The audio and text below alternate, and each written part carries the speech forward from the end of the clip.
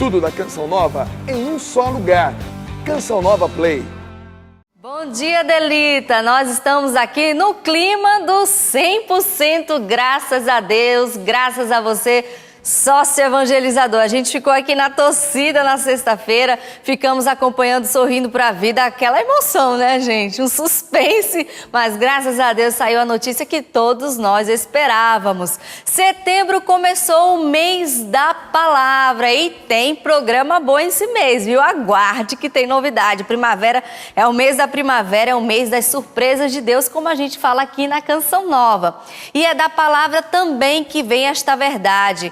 Escolhe, pois, a vida. E nós não podemos também tocar neste assunto. Hoje começa também o Setembro Amarelo, o setembro de prevenção ao suicídio. Os números são alarmantes e nós precisamos falar também, como você sempre sabe, a gente sempre fala aqui. A cada 40 segundos no mundo, uma pessoa se suicida. São 800 mil vidas perdidas no mundo inteiro por ano. E eu fiz um cálculo. Infelizmente, ao final deste programa, sabe quantas vidas serão perdidas? Quantas pessoas terão escolhido ter tirado a sua própria vida? 81 pessoas. No ano de 2014, a Organização Mundial da Saúde lançou o primeiro relatório sobre suicídio no mundo e lançou um imperativo global pedindo aos países membros que diminuíssem 10% a taxa de suicídio até o ano que vem, 2020. Todos os países estão caminhando para diminuir a taxa de suicídio. Sabe qual é o único país que está na contramão? O Brasil. Infelizmente, a taxa de suicídio entre jovens de 15 a 29 anos aumentou 24%. E isso está preocupando o mundo inteiro. E é por isso que o assunto de hoje será esse no programa Manhã Viva. Fique ligadinho, porque o programa já começou.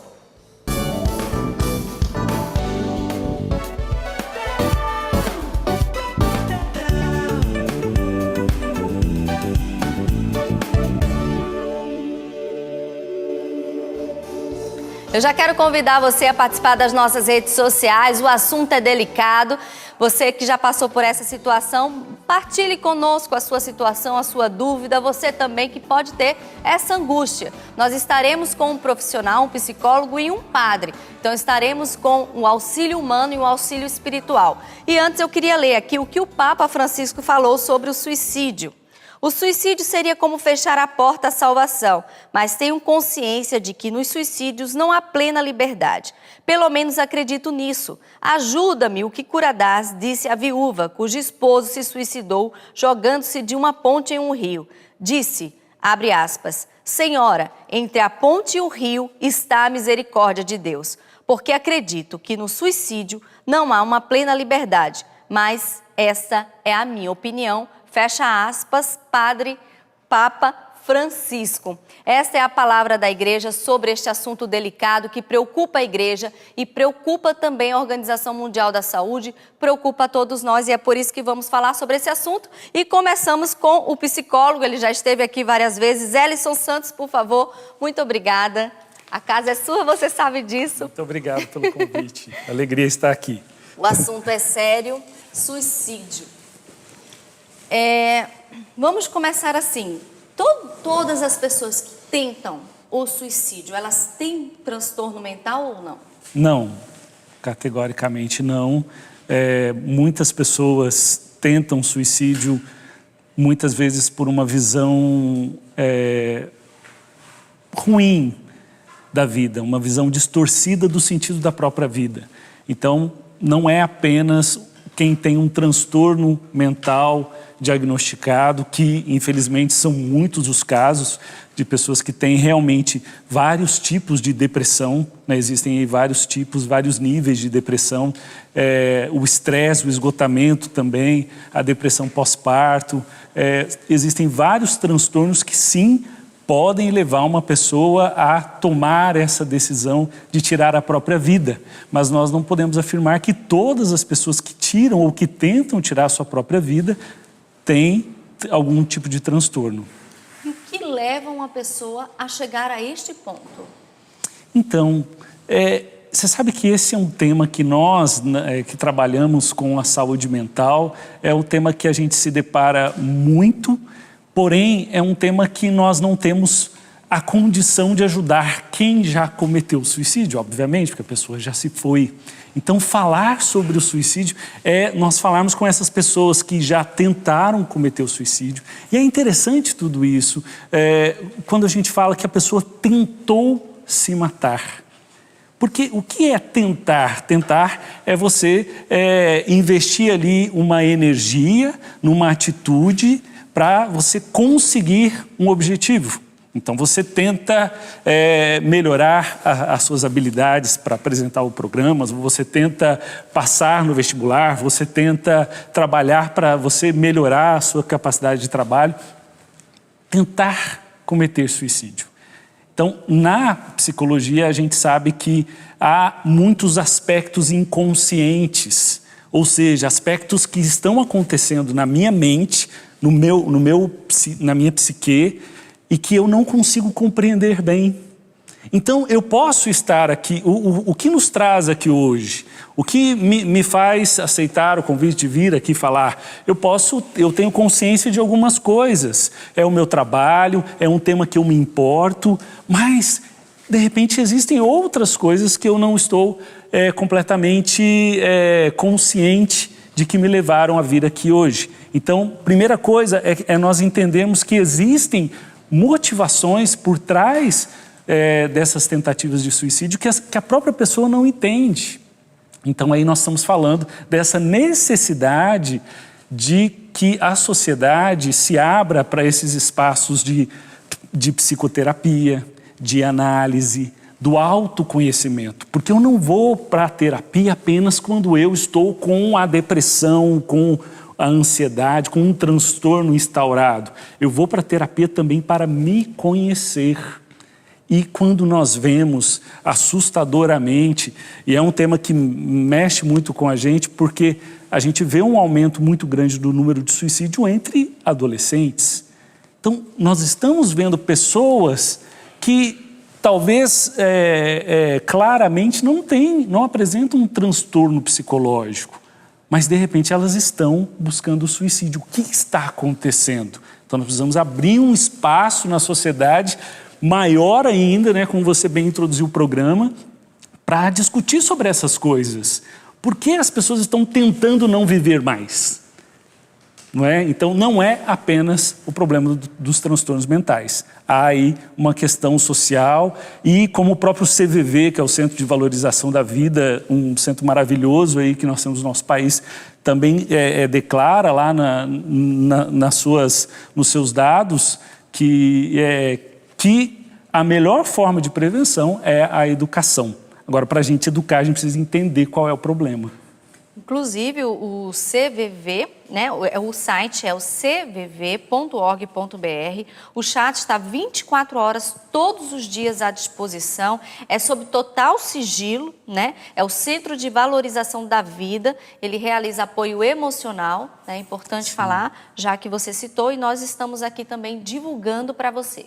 Você pode acessar 24 horas sob total sigilo, você que está passando por alguma angústia, porque é um atendimento que muitas vezes é emergencial. Sim, sim. E tem um telefone também, né? O 188, né? Você discar 188, isso mesmo. Você pode também ter esse atendimento, é maravilhoso, obviamente, porque muitas das causas, e quando nós vemos na literatura, Viktor Frankl escreve muito sobre isso, ele foi um psicólogo, um psiquiatra em Viena, que antes da Segunda Guerra Mundial, ele foi responsável pelo centro de suicídio feminino no Hospital de Viena. Então, ele atendeu ali mais de 300 casos durante um ano.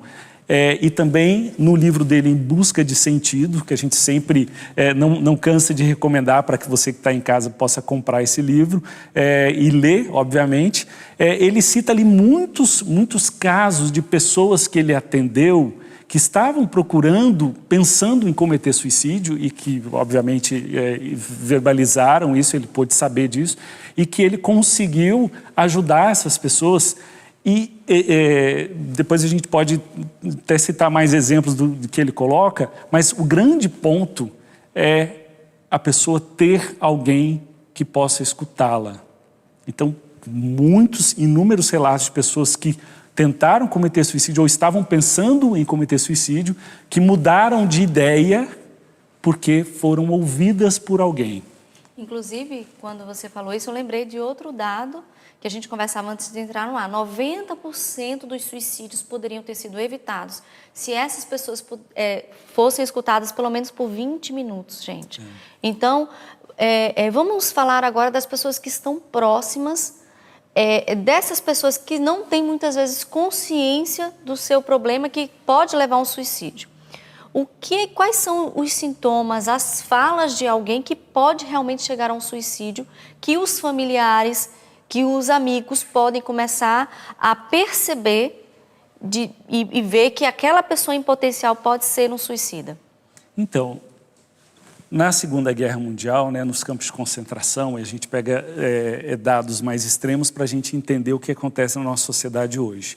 As pessoas que corriam para o fio, que iam para a cerca elétrica, para cometer o suicídio, sabendo que elas também seriam ali alvejadas ali pelos soldados, elas estavam numa situação em que elas não viam mais solução para a sua angústia. Então, na nossa mente, nós podemos chegar em determinados momentos na nossa vida, e todos nós já passamos por situações parecidas em que parece que a gente sente uma angústia muito grande, e a angústia é justamente isso, é nós não percebermos saída para a situação que nós vivemos. Então, se você não consegue perceber saída, você adoece e você pode, de repente, chegar a pensar no suicídio. Quando o Viktor Frankl fala, por exemplo, de casos que ele conversou e ele relata nesse livro Em Busca de Sentido, ele vai dizer, por exemplo, de pessoas que ele perguntou, mas olha, e se você não existe um projeto, você não tem um plano, você não tem um sonho para depois da guerra, se a guerra acabar? E aí, em alguns casos, uma pessoa dizia, eu sou professor, eu não lembro de que matéria, mas eu comecei a escrever um livro, eu tenho esse projeto. Então, será que não vale a pena tentar esperar para você realizar esse projeto? Eu prometi para minha sobrinha que depois da guerra eu ia levá-la para os Estados Unidos. Não vale a pena você tentar viver, manter a vida para poder... Então, todas essas relações têm a ver com eu compreender que é possível realizar alguma coisa na minha vida passando esse momento, passando essa noite escura, né? Que muitos de nós podemos viver em várias situações da nossa vida. Então, como perceber se a pessoa está potencialmente vivendo esse sentimento de ser um possível suicida? Se a pessoa está apresentando sinais de que ela não consegue ver saída para os problemas dela. Um adolescente, por exemplo, que não está conseguindo se encontrar socialmente, ele não está conseguindo perceber espaços para ele ser ele mesmo. Então há ali a timidez, o fechamento, essa angústia que é muito característica naqueles adolescentes, naquelas pessoas adultas também, jovens, de várias idades, que ela não se sente importante no mundo em que ela está vivendo. Então, por isso que na família é o melhor lugar para a gente detectar isso. Porque se a família está sempre unida, de olho um no outro, você vai perceber que aquela pessoa está diferente, ela está cabisbaixa, ela está com um olhar triste. Por quê? Porque ela já está desistindo de apresentar o melhor de si. E isso, obviamente, é preocupante. Então, eu acho que essa seria uma das principais dicas para a família. Perceber, para a família e para a escola também, para o trabalho. Você está vendo que o seu colega está indo trabalhar sempre triste, sempre cabisbaixo. Quer dizer, a pessoa já entrou no ensimesmamento. O ensimesmamento é eu ficar olhando para os meus próprios problemas e desistindo da vida fora. Então, esse é um processo que leva um tempo. Ninguém decide se matar de uma hora para outra. Licença, Wellison, agora a gente vai para São Paulo. Voltamos lá com o André Cunha no Instituto Sérgio Augusto. É um instituto que ajuda pessoas com problemas para ajudar a sair de problemas, né, mentais, e ajuda essas pessoas, né, André? Bom dia, bem-vindo ao Manhã Viva, nós voltamos com você aí. Fala um pouquinho mais para nós sobre esse Instituto Sérgio Augusto.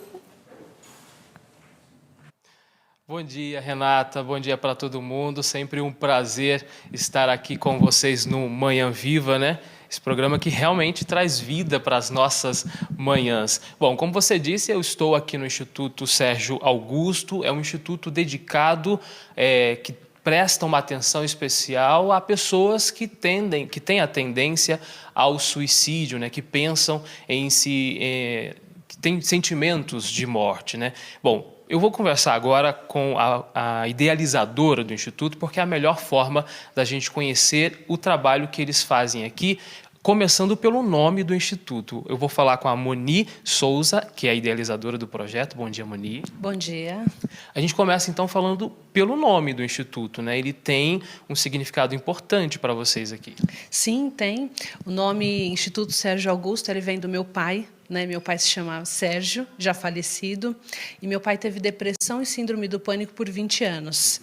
E aí nada melhor do que essa homenagem, como meu pai era uma pessoa muito caridosa, e eu tenho certeza que onde ele está, onde ele estiver, ele está muito feliz de tantas pessoas sendo ajudadas. Qual foi a motivação para a criação do Instituto, Moni? Olha, a motivação inicial foi o fato de eu ter perdido uma filha adotiva de 16 anos, a Laís, para o suicídio, né?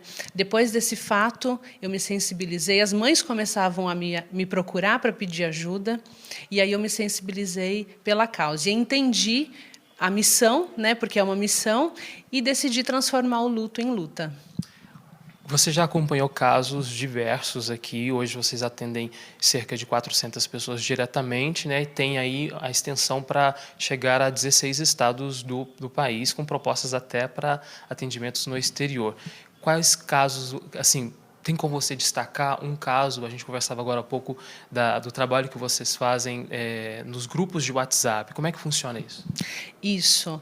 Nós temos um projeto chamado Angels, onde nós nos infiltramos em grupos de WhatsApp, onde promovem o suicídio. Então, as próprias páginas das redes sociais, os jovens, e nós estamos falando de adolescentes de 12 a 17 anos, adolescentes onde eles se unem para criar esses grupos como uma forma de desabafo, mas ali um grupo de 90, 100, 200 adolescentes doentes, né, precisando de ajuda, então eles acabam compartilhando fotos, imagens de mutilação, onde acaba piorando o quadro dos que ali estão, né?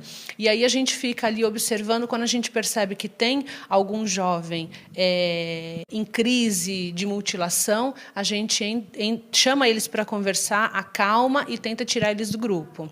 Nós tivemos um caso de uma menina de 11 anos do Rio Grande do Sul, que ela estava no banheiro, se mutilando, dizendo que ia cometer o suicídio porque não aguentava mais, e a gente conseguiu tirá-la do banheiro, a gente conseguiu acalmar ela, e hoje ela está bem, graças a Deus. A Renata e o nosso especialista no estúdio conversavam agora há pouco sobre quais são os sintomas, né, os sinais. Quem que deve estar atento, então, a estes sinais? A família, a escola?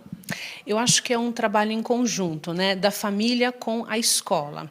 Então, os jovens, eles passam a maior parte do tempo na escola, e isso é uma atenção. Nós temos o projeto Laís, onde nós palestramos nas escolas, e a gente tem orientado os professores e os diretores, né, a ter essa atenção. Em casa também. Então, crianças, adolescentes muito introvertidos, que têm problemas de relacionamento com outros amiguinhos, né, que aparentam ser adolescentes depressivos, precisa ter uma atenção maior.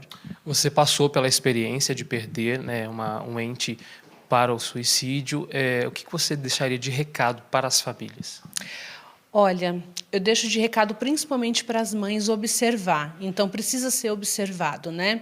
Até ontem nós estávamos comentando que eu vi em uma rede social uma mãe desabafando que a filha estava se cortando, e os comentários das outras mães me assustou, porque elas diziam assim, olha, para chamar atenção, é frescura, e não é um caso muito sério. Então, precisa ter uma atenção especial, principalmente da família.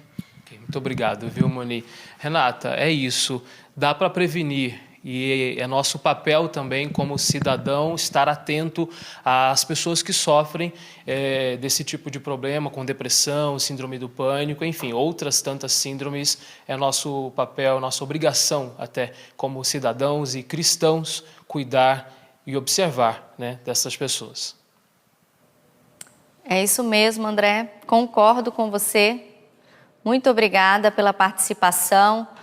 Bom trabalho aí dessa associação. É dever nosso, né? Cuidar, observar, porque muitas vezes a pessoa pode estar do nosso lado e quem sabe, né? A gente infelizmente passar por essa situação e aí você ser instrumento de salvar alguém que possa estar numa situação assim, limite mesmo, como ela narrou. E nós vamos convidar agora o padre Pedro Cunha. Ele é fundador de uma associação civil, Aldeias de Vida, que tem ajudado centenas ou milhares de pessoas, né, padre? Graças a Deus. Muita gente, por favor. A casa é sua, padre. Que tema importante, né, padre? Importante, urgente. E as Aldeias de Vida, olha, o nome é super sugestivo como tema, com certeza. Ela trabalha com essas pessoas e traz esse valor à vida. O grande objetivo das Aldeias de Vida é proporcionar o encontro da pessoa consigo, com o outro e com Deus. Nessa tríplice dimensão conjunta, não separada. Porque a gente entende que muitas vezes a pessoa busca o suicídio porque uma dessas dimensões está desordenada. Por exemplo, quando a pessoa pensa muito demais só em si, ou quando alguém pensa muito demais só no outro, ou às vezes até, olha que negócio horrível de se dizer, mas é verdade, quando às vezes a pessoa pensa demais só em Deus, sem levar em conta o outro e a si mesmo. Há muitos casos de suicídio que a pessoa se suicida porque tem plena consciência de que ela é uma pessoa iluminada e que Deus vai protegê-la. Eu acompanhei um caso, a pessoa pulou do 10º andar, dizendo que Deus tinha colocado um anjo ali e o anjo iria protegê-la, que ela não iria morrer, que ela não iria cair, que ela estaria nas asas do anjo e etc. Pense você numa situação dessa. Ou seja, então é este equilíbrio entre eu poder me conhecer, como ele falou, preciso me conhecer, preciso saber como é que eu estou vivendo, o que é que me aflige, o que é que me esgota, o que é que me transborda, o que é que me falta. Mas, puxa vida, eu também preciso saber o que é que o outro está vivendo. Eu preciso me importar com o outro. Não é só eu, mas e ele? Eu me importo com ele. Quando ele dizia, Viktor Frankl, procurava, esmiuçava em alguém o que é que alguém poderia desejar para o futuro. O outro. Eu preciso sempre olhar para o outro e dizer assim, não, ele faz parte da minha vida.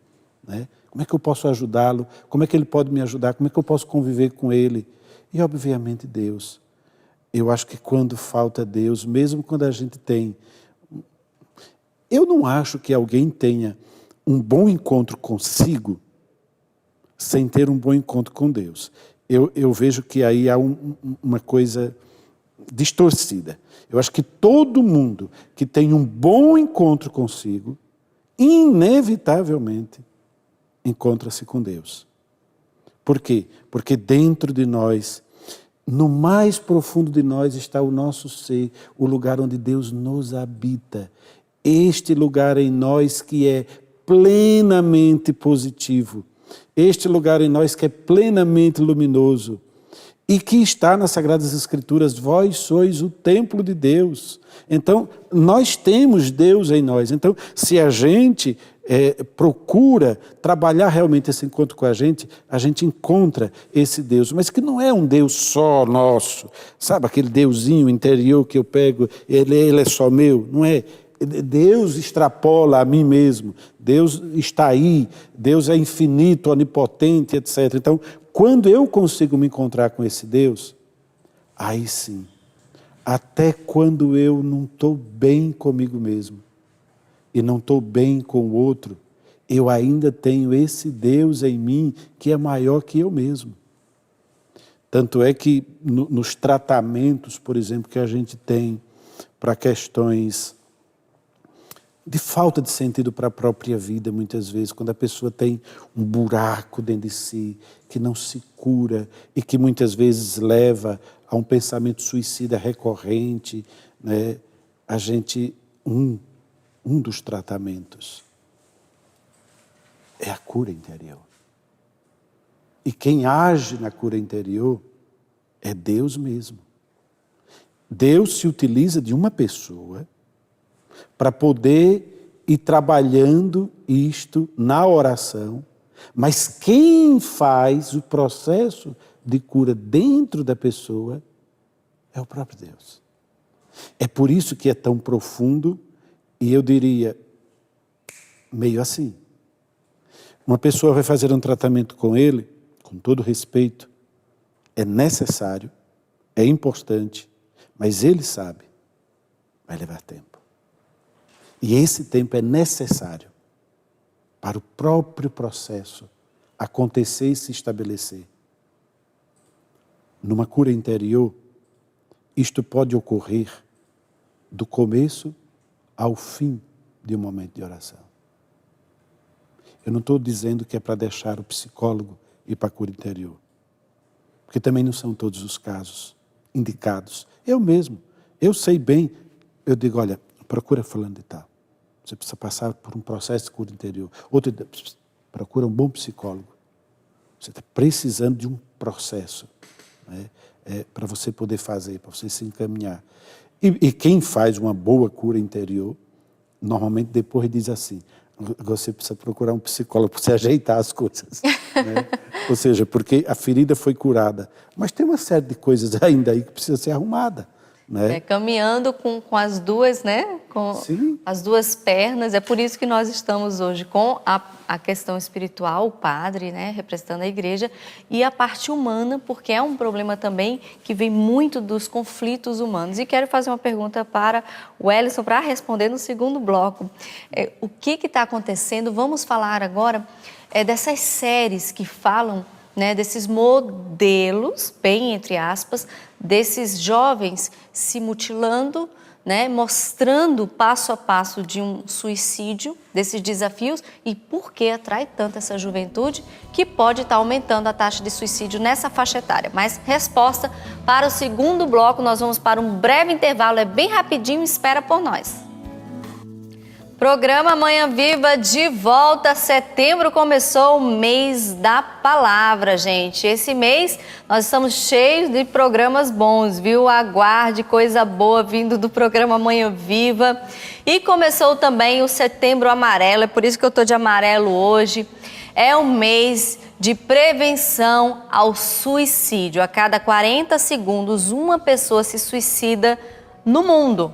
Então, eu terminei de introduzir o segundo bloco e, infelizmente, uma pessoa já tirou a sua vida. E, desde o começo do programa até o final, 81 pessoas terão perdido a sua vida, tirado a sua vida. Então, elas já não estarão entre nós. É muita gente, a coisa é séria. O Brasil está na contramão do mundo.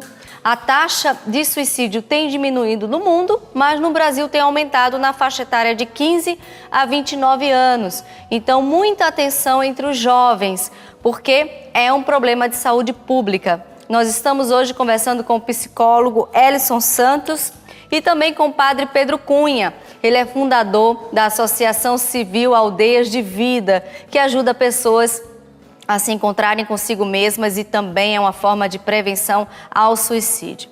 E eu quero lembrar você, sócio evangelizador, nós estamos em festa 100%, que você recebeu em sua casa um carnê Canção Nova 2019. Caso você não tenha recebido o seu boleto, você pode fazer sua contribuição com esse carnê para a gente chegar em 100% também em setembro. Porque a gente diz aqui na Canção Nova que setembro é o mês das surpresas de Deus. Então vamos acreditar em 100% de novo em setembro, tá bom? Então se você não recebeu o seu boleto, ou então se você recebeu, você pega esse carnê e, é claro, dá o seu algo a mais, tá bom? É o nosso combinado desse mês e nós contamos com a sua participação.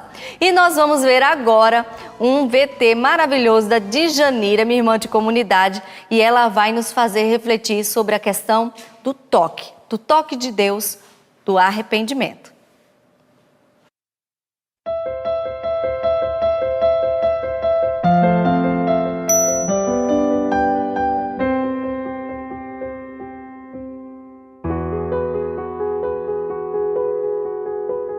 No Evangelho de Mateus, capítulo 21, ele diz: os publicanos e as meretrizes vos precederão no reino dos céus, porque O Evangelho lhes foi anunciado e eles acreditaram em Jesus Cristo.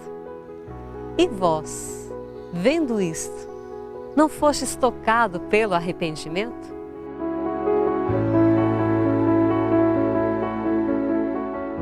Constantemente nós tomamos conhecimento de testemunhos de pessoas que viviam distantes de Deus, até mesmo andando por caminhos bem errados, envolvidos em vícios, numa vida desregrada, mas que tiveram seu momento de experiência, de encontro com Deus e mudaram completamente de vida. Hoje dão testemunhos de um segmento na radicalidade, uma vivência plena da sua fé. Glória a Deus por isso, né? Louvado seja Deus. Mas eu fico me perguntando, e eu? Será que estou dando um testemunho coerente? Será que estou seguindo verdadeiramente Jesus? Será que a minha vida foi de fato tocada pelo arrependimento, uma vez que eu tive a experiência de conhecer o amor, a verdade, o caminho e a vida que é Cristo? O fato é que nós temos andado tão agitados, tão fragmentados e confusos, que facilmente temos nos esquecido de onde nós viemos, quem nós somos e para onde estamos indo.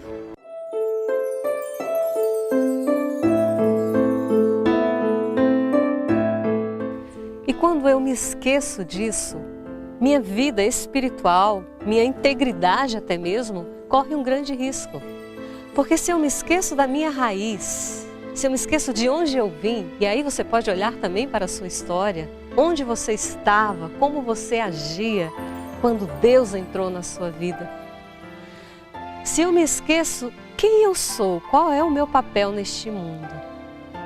E se eu me esqueço para onde eu estou indo, a vida perde o sentido. E aí as minhas atitudes, as minhas escolhas também são sem sentido. Eu começo a viver pelo impulso, sem usar de fato a razão como ela deve ser usada. E aí nós ficamos fragmentados, vazios, atordoados pelas informações, pelo materialismo. E essa não é a vontade de Deus para nenhum de nós. Certamente Jesus sabia disso quando ele disse para os seus discípulos: vigiai e orai.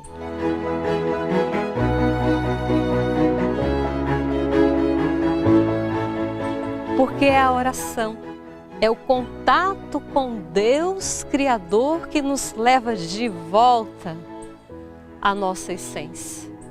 É o relacionamento com Deus que nos toca no arrependimento, nos faz reconhecer as nossas atitudes erradas, digamos assim, que nos distanciam de Deus e nos traz de volta, sem nos esquecermos de onde viemos, onde estamos, qual é o nosso papel aqui e para onde nós estamos indo, que é o céu, é a presença de Deus. Agindo assim, com certeza, a cada dia, nossa vida encontrará muito mais sentido e nós seremos muito mais felizes.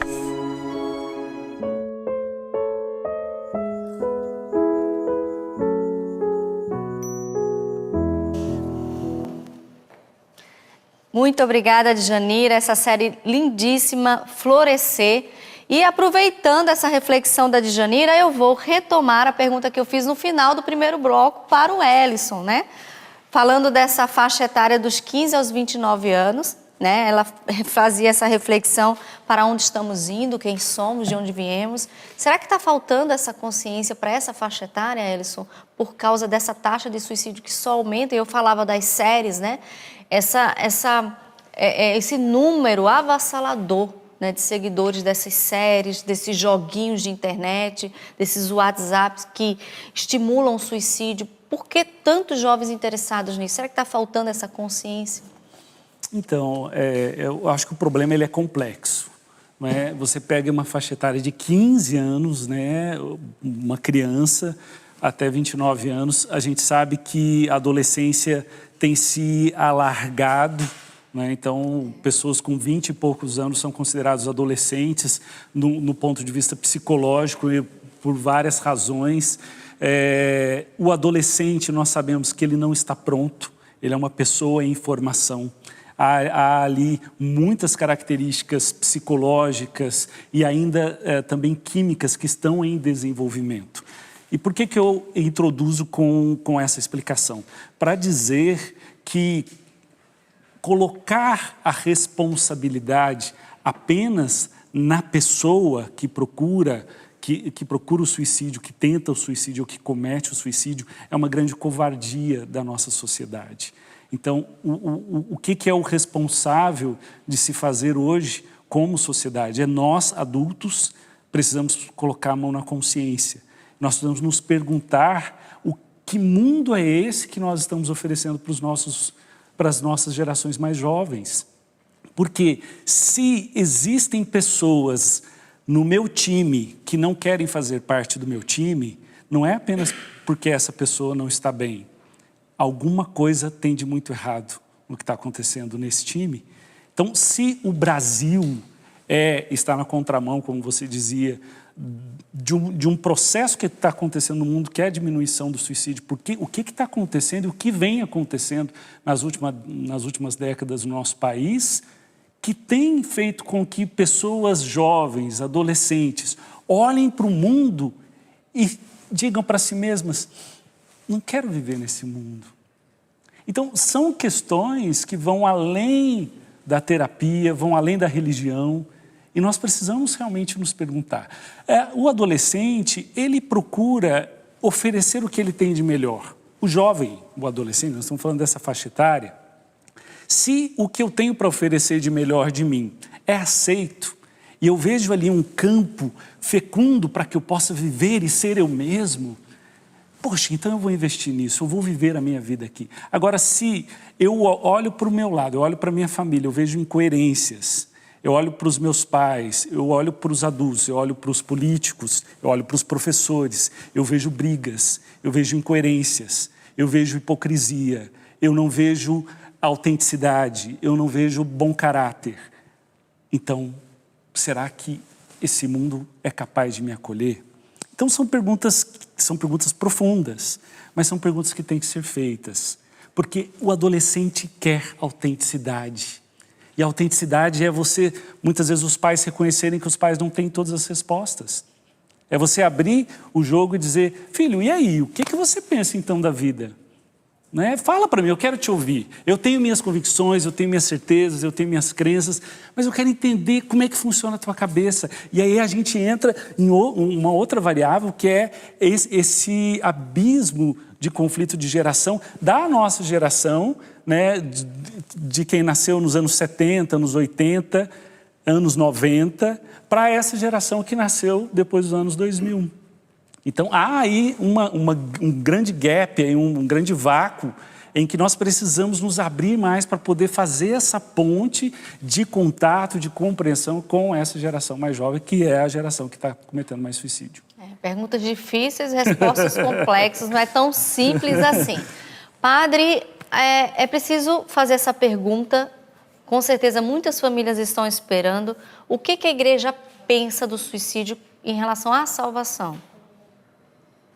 Eu acho que você começou o programa muito bem, trazendo as palavras do Papa Francisco, porque é exatamente isso que a igreja pensa. Talvez nem sempre tenha pensado, porque nem sempre tenha tido a consciência. Acho que não temos ainda a total consciência da questão do suicídio, porque ela é uma realidade que está em movimento e se mutando muito.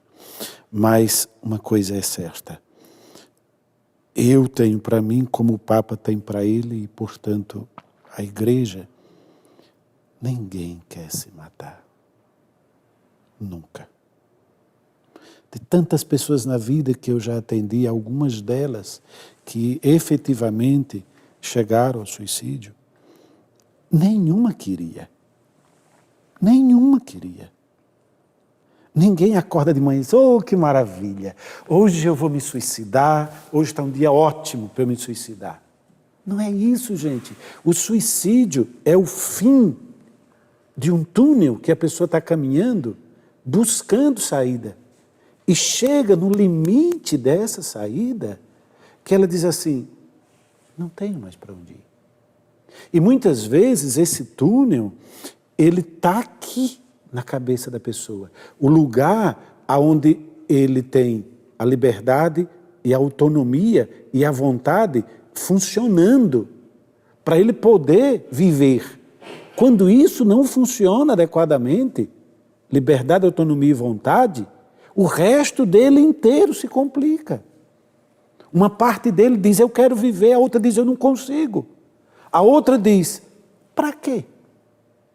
Então, me parece que não há outro caminho para a gente dizer o que é que a igreja sente sobre o suicídio do que dizer assim, misericórdia e compaixão, oração e acolhida.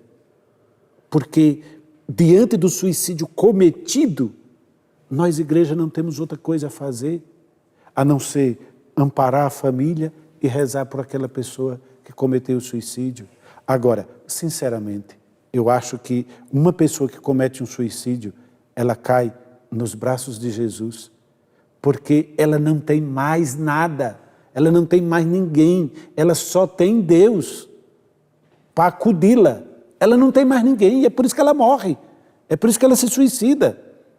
Eu penso que ninguém decide se suicidar. Ninguém. Essa não é uma decisão, a pessoa não tem condição dela decidir. Ela cai no suicídio. Ela não decide, eu vou pular do banquinho e vou me enforcar. Ela cai do banquinho. Ela corta o pulso porque ela não sabe mais o que fazer com as próprias mãos, né? Ela pula do prédio, da ponte, seja de onde for, porque ela não tem mais o que fazer, não é uma decisão, portanto a liberdade está plenamente comprometida, totalmente comprometida. E aí talvez ele fosse a pessoa mais indicada para dizer a questão dos nossos pensamentos, o modo como eles se avolumam dentro de nós, dizendo você não presta, você não pode, é melhor você morrer e etc. Eu, quando trabalho com outra pessoa, sempre procuro fazer uns cartõezinhos para ela e dizer assim, você não tem como controlar os pensamentos que lhe vêm, não tem, mas você tem como criar outros. Então eu dou umas receitinhas de pensamentos.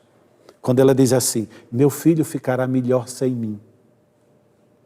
Aí eu digo assim, você vai dizer assim, vou fazer todo o possível para que meu filho fique melhor comigo. Entendeu? E daí para frente, porque a pessoa que entra nesse buraco sem saída, ela sempre se sente a pior das pessoas.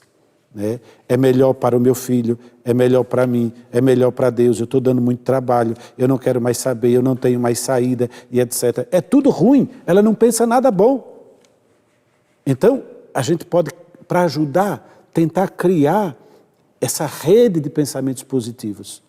Agora, sinceramente, a igreja hoje, diferente de ontem, ela é a igreja que procura acudir estas pessoas de todos os modos que ela pode.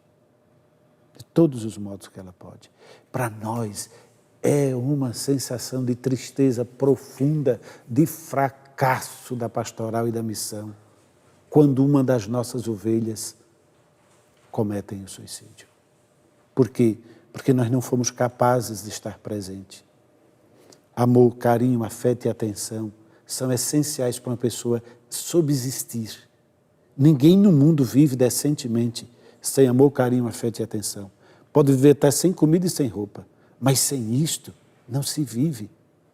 E eu acho que falta muito, a gente está buscando respostas aqui, falta muito no mundo todo, na família, na igreja, infelizmente, em tudo quanto é lugar, na escola. Não tem amor, não tem carinho, não tem afeto, não tem atenção.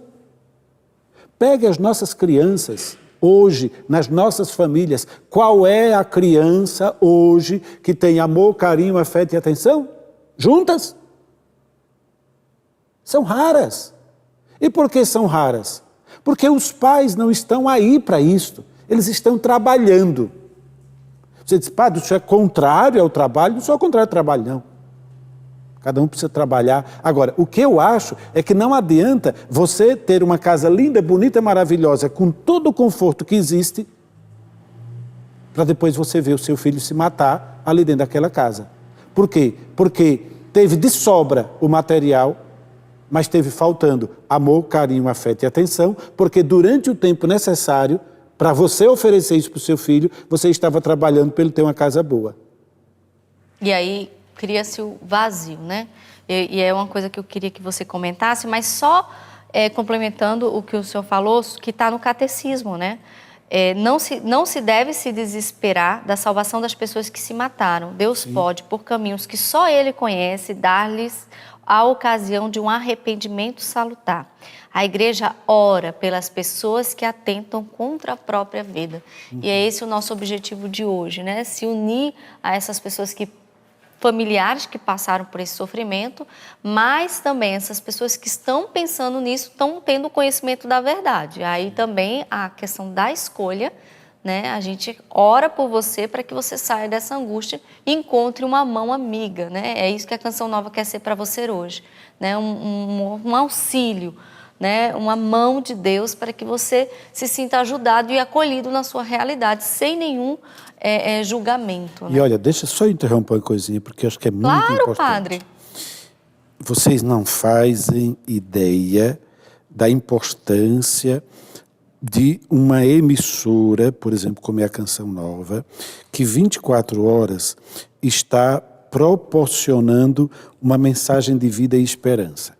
Vocês não fazem ideia. Por quê? Porque na cabeça do suicida não tem quase nada bom.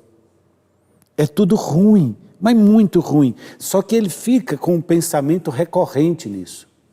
Sabe, quando dá um pino e você fica em loop, ele só pensa naquilo, ele só pensa naquilo, ele só pensa naquilo. A televisão tem uma das características básicas dela, que é de chamar e prender a atenção. A característica básica da televisão é essa. Ela lhe laça e lhe segura. Nós todos que estamos aqui, produção, eles, etc., nós estamos fazendo tudo para quê? Para laçar o nosso telespectador e segurá-lo. Cada um segura para determinada coisa. O comercial segura para vender o produto, né? O artista para o seu sucesso. No caso da Canção Nova, você segura para quê? Para que aquela pessoa tenha vida, para que aquela pessoa tenha salvação.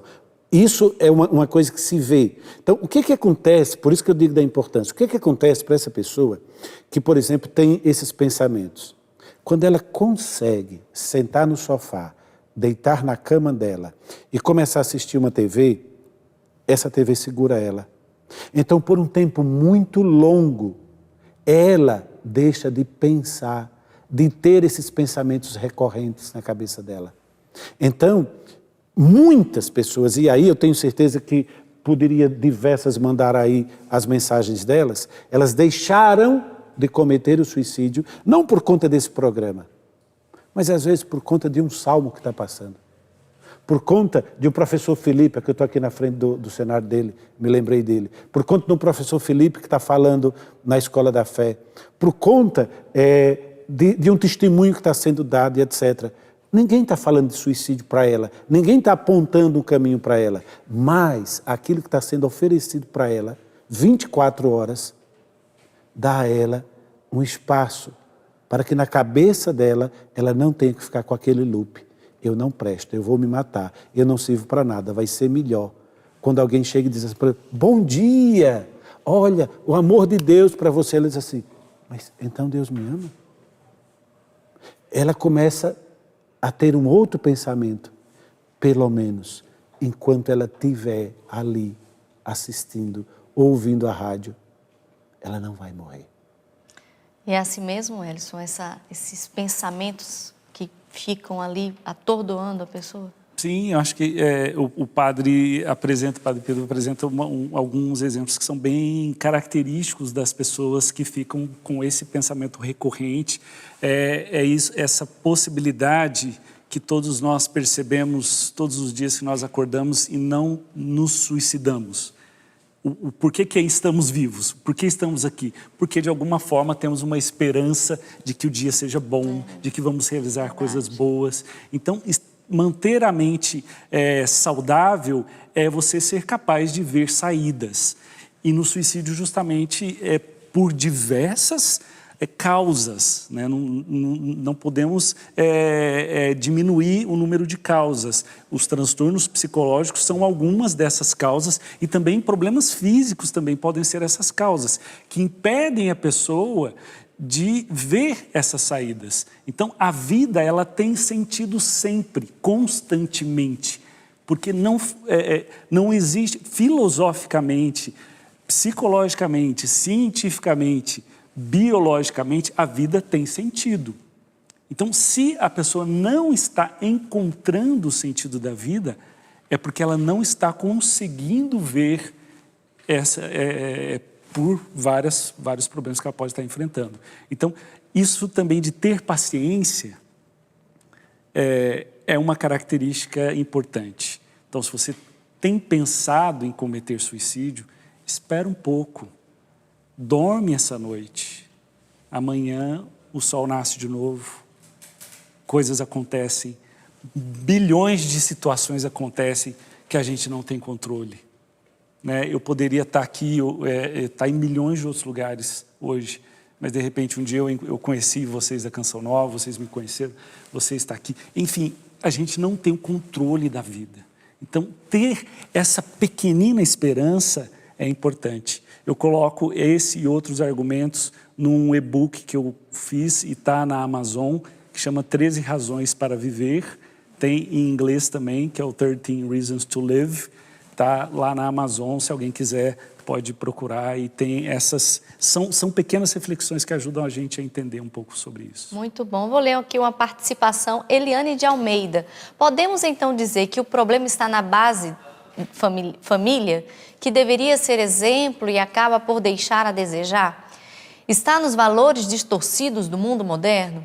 Está na permissividade exagerada, onde as crianças que desde sempre precisariam de limites e hoje em dia já não os têm? Está em tudo isso. E muito mais. Isso mesmo. Como o nosso querido irmão aqui falou, não é uma coisa só. Olha, gente, para chegar no suicídio é difícil. Não pense que é assim, caminho. É um caminho, viu? E é um tanto de desgraça que acontece, né? Não é uma coisa só. Agora, tudo isso que essa pessoa colocou aí é verdade. Gente, pelo amor de Deus, por que um adolescente vai viver se ele não tem mais quem contraponha com ele? Ele não tem pai para dizer não, ele não tem mãe para dizer não, ele não tem avó, ele não tem avô, ele está no mundo da internet com um celular dia e noite trabalhando por ali.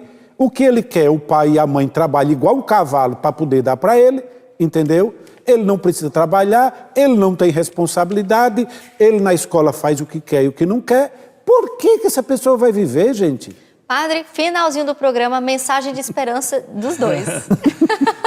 Bom, a vida tem sentido, sempre tem sentido, para tudo há solução. Não permita que os outros, que as falhas dos outros, ou que você considera falhas da sociedade ou dos pais, limitam a sua vida.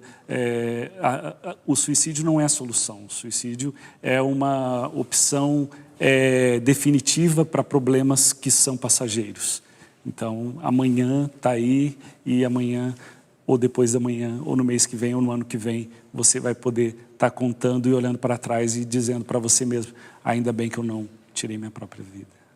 Padre? Se você tem qualquer indício de pensamento suicida, não importa o volume dele, se muito pequeno ou se muito grande, procure ajuda. Rápido, ligeiro, não deixe se avolumar, procure. Se não achar, continue procurando, porque sozinho é muito difícil de sair.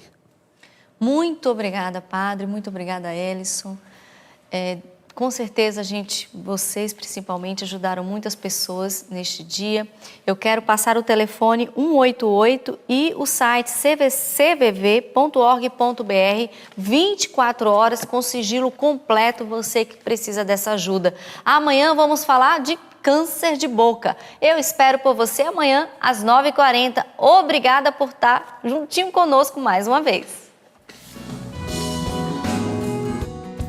Nossa, voou muito.